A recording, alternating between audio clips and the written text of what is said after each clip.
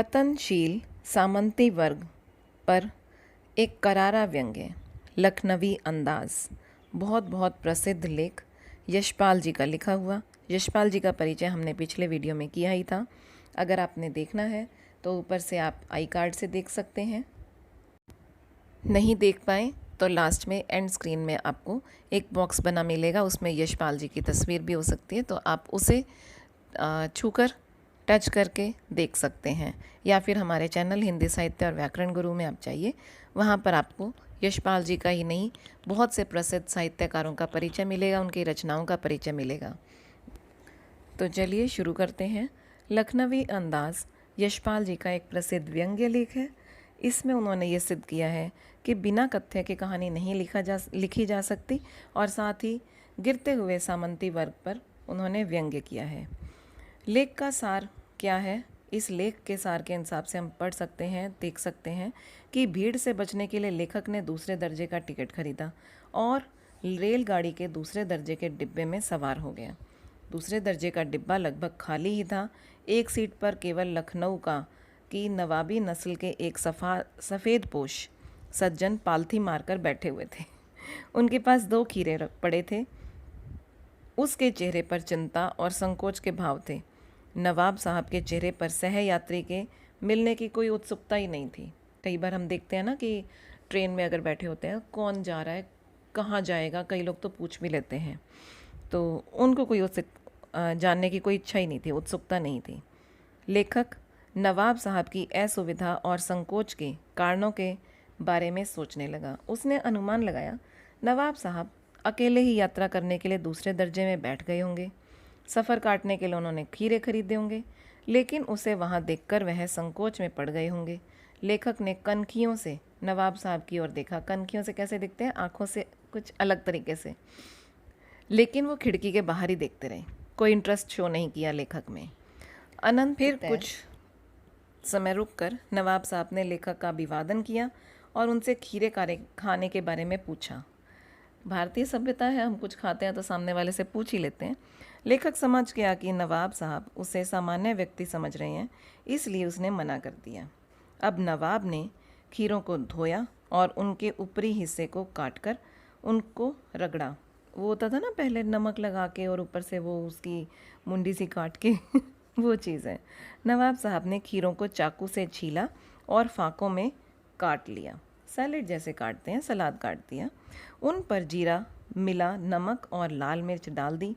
थोड़ा स्वाद बढ़ाने के लिए कर लेते हैं ऐसा।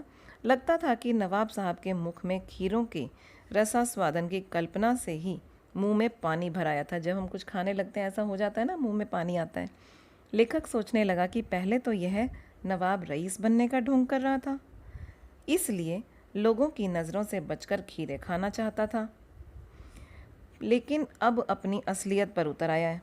नवाब साहब ने एक बार पुनः लेखक को खीरे खाने का आमंत्रण दिया, लेकिन लेखक एक बार इनकार कर चुका था, अतः उत्तर दिया कि इस वक्त उसे तलब महसूस नहीं हो रही। तलब मतलब ज़्यादा इच्छा नहीं हो रही। काफ़ी सारे उर्दू के शब्द हैं इसमें, जैसे मुफस्सिल, केंद्रस्थ, नगर के इर्द गिर्द का स्थान, यानी कि नगर के जो केंद्र में स्थित होता है नगर, वहाँ के इर्द गिर्द का स्थान। उसके अलावा और भी काफ़ी सारे शब्द हैं, जैसे बर्थ इंग्लिश का है, उसके लिए हम क्या प्रयोग करते हैं? बर्थ मतलब सीट। नई कहानी इसमें आया है 1960 के आसपास लिखी गई ऐसी कहानियाँ जिनमें कथ्य के बिना कहानी लिख दी जाती थी। नई कहानी हमने हिंदी साहित्य के इतिहास में पढ़ा हुआ है, ये वो चीज़ है। और भी सफ़ेद पोश, जैसे भला इंसान, भद्र व्यक्ति के लिए कहा जाता है सफ़ेद, शांति, पवित्र। आगे देखते हैं कि मना एक बार फिर से पूछता है और वो मना कर देता है। अब नवाब साहब ने प्यासी आंखों से खीरे की फाँकों की ओर देखा और खिड़की के बाहर देखकर लंबी नवाब खीरे की एक फाँक को होठों तक ले गए, उसे सूंघा और आनंद से अपनी पलकें बंद कर ली। फिर उन्होंने फाँक को खिड़की से बाहर फेंक दिया। अजीब हो गया, क्यों हुआ देखते हैं। इसी प्रकार के प्रत्येक फाँक को नाक के पास ले जाते, स्वाद के आनंद से पुलकित होते और प्रत्येक फाँक को खिड़की से बाहर फेंक देते, बजाय कि मुंह में डालने के। एक एक कर नवाब ने सारी फाँकों को सूंघ कर बाहर फेंक दिया और तौलिए से हाथ मुंह पोंछते हुए बड़े गर्व के साथ लेखक की ओर देखा। अजीब है, देखते हैं। और लिखने का स्टाइल देखो कि इस बात को कितने अच्छे तरीके से उन्होंने लिखा है। अंततः वे लिट गए। लेखक सोच रहा था कि यह नवाब वाकई खानदानी, शिष्ट और कोमल व्यक्ति है। वह यह भी सोच रहा था कि क्या इस तरह सुगंध मात्र से पेट की तृप्ति हो सकती है। सिर्फ सूंघने से नाक के पास लेके आया और खिड़की से बाहर फेंक दिया। तभी नवाब ने भरे पेट जैसी डकार लेते हुए कहा कि खीरे भले ही स्वादिष्ट होता है, लेकिन अमाशय के लिए भारी होता है। यह सुनते ही लेखक की सोचने की शक्ति जाग गई। उसे महसूस हुआ कि यह व्यक्ति नई कहानी का कोई लेखक लगता है। वो सोचने लगा कि खीरे की सुगंध और स्वाद की कल्पना से पेट भर जाने की डकार आ सकती है, तो बिना विचार, घटना और पात्रों के लेखक की इच्छा मात्र से नई कहानी क्यों नहीं बन सकती। देखा कितना बड़ा व्यंग्य है इसमें। जब वो बिना खाए डकार ले सकता है, डकार कब आता है? जब हमारा बहुत अच्छे से पेट भरा हो। तो फिर उसने जो व्यंग्य है वो ये कहता है कि अगर ऐसे में भी डकार आ सकता है तो बिना घटना, पात्र, बिना कुछ विचार के भी कोई ना कोई नई कहानी हो ही सकती है। अब ये भी तो हो ही गई। इस लेख में आए हुए महत्वपूर्ण शब्दों की ओर बात करें तो सुनिए। मुफस्सिल की पैसेंजर ट्रेन चल पड़ने की उतावली में फुकार रही थी। आराम से सेकंड क्लास में जाने के लिए दाम अधिक लगते हैं। दूर तो जाना नहीं था। भीड़ से बचकर एकांत में नई कहानी के संबंध में सोच सकने और खिड़की से प्राकृतिक दृश्य देख सकने के लिए टिकट सेकंड क्लास का ही ले लिया। अब इन पंक्तियों में उन्होंने एक संक्षिप्त रेल यात्रा का वर्णन किया है। एक आध उर्दू का शब्द है। पैसेंजर ट्रेन विदेशी अंग्रेजी शब्द कह सकते हैं। वाक्य सरल हैं, संक्षिप्त हैं, वर्णनात्मक शैली है, दृश्य बिंब की सफल योजना है।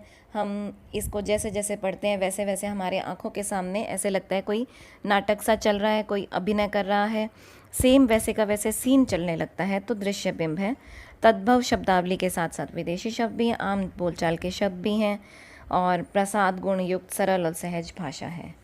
और अगर शब्दों को देखें, थोड़ा ज़्यादा सजीव से शब्द देखें तो नमक मिर्च छिड़क दिए जाने से ताजे खीरे की पनियाती फाकें देखकर पानी मुंह में ज़रूर आ रहा था, लेकिन इनकार कर चुके थे। उन्होंने पूछा था ना आप खाएंगे, तो उन्होंने मना कर दिया था।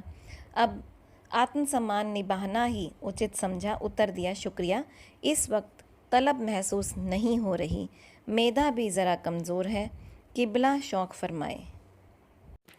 वही सेम बात, आम बोलचाल की भाषा है, सारी समझ आती है, सरल संक्षिप्त वाक्य हैं, वर्णनात्मक शैली है, दृश्य बिंब भी है, और कहीं ना कहीं पढ़ने के बाद हमारे मुंह में ही पानी आने लगता है कि खीरा वाकई कैसा होता है। अब अमाशय ज़रा कमज़ोर है, इसलिए खीरा खाना उन्होंने उचित नहीं समझा और उन्होंने पुनः नवाब साहब से ही खीरा खाने का आग्रह किया कि आप ही अपना शौक़ पूरा कीजिए। और कह सकते हैं कि मुहावरा मुंह में पानी आना, बाज़ार में गरम गरम जलेबियाँ देखकर मुंह में पानी आ जाता है। सामने खीरे को अगर इतने डिटेल से बताया जा रहा है तो उसमें भी मुंह में पानी आने लगता है, पढ़ के भी आ जाता है। अच्छा, जो मुख्य व्यंग्य है अगर हम उसकी बात करें तो इसके अंत के शब्दों में आता है। लेख के अंत के शब्दों में मुख्य व्यंग्य जो नई कहानी पर दिया गया है कि बिना कथ्य के भी लोग नई कहानी लिख देते हैं। नवाब साहब की ओर से भरे पेट के ऊंचे डकार का शब्द सुनाई दिया और नवाब साहब ने हमारी ओर देखकर कह दिया, खीरा लजीज होता है लेकिन होता है सकील, नामुराद मैदे पर बोझ डाल देता है। ज्ञान चक्षु खुल गए। पहचाना ये है नई कहानी के लेखक। सबसे बड़ा व्यंग्य, पहचाना ये है नई कहानी के लेखक। खीरे की सुगंध और स्वाद की कल्पना से पेट भर जाने का डकार आ सकता है, तो बिना विचार, घटना और पात्रों के लेखक की इच्छा मात्र से नई कहानी क्यों नहीं बन सकती। बस ये अंतिम पंक्तियाँ ही इस पूरे लेख का मुख्य सार है, मुख्य बात है। इसके बिना ये लेख पूरा ही नहीं होता। नवाब साहब की बनावटी जीवन शैली और नई कहानी के खोखलेपन का ये करारा व्यंग्य है। तो हम इस लेख के लिए हम ख़ास तौर पे इन शब्दों का प्रयोग कर सकते हैं कि नवाब साहब की जो दिखावटी बनावटी जीवन शैली है और जो नई कहानी का खोखलापन है, बिना कथ्य के ही कहानी लिख देने का, उस पर इन्होंने व्यंग्य किया है, बल्कि करारा व्यंग्य किया है। तो आज के लिए इतना ही। धन्यवाद। आशा करती हूँ पसंद आया होगा। लाइक, शेयर और सब्सक्राइब ज़रूर करें।